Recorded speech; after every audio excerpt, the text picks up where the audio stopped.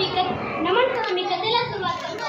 हनुमंताला महादेवाचा 11वा रुद्र अवतार असल्याचे म्हटले जात आणि ते प्रभू श्रीरामाचे उत्कृष्ट भक्त होते. त्यांचा जन्म अंजनेरी पर्वतावर माता अंजनीच्या पोटी झाला आणि वडील वानर राजकेसरी. मारुती हे लहानपणापासूनच विविध शक्तीने सिद्ध होते. त्यांना एकदा सूर्याला पकडण्याची इच्छा झाली. त्यांनी सूर्याच्या दिशेने झेप घेतली. सूर्याला वाचवण्यासाठी इंद्राने त्याच्यावर वज्रघात केला.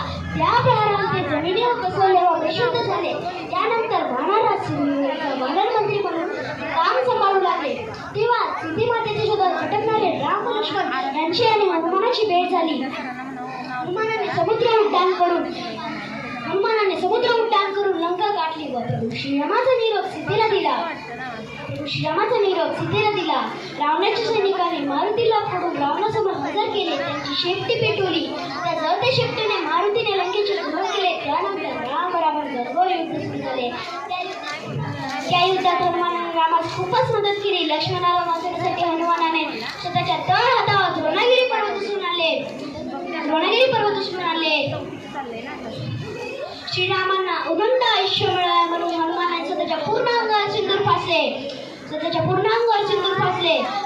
त्यांनी आपली छाती फाडून त्यांच्या हृदयात वास करणाऱ्या प्रभू श्रीरामांचे दर्शन सर्वांना घडवले. या महाबली बुद्धिमान हनुमानास शतदा म्हणून बजरंग बली की जय. धन्यवाद.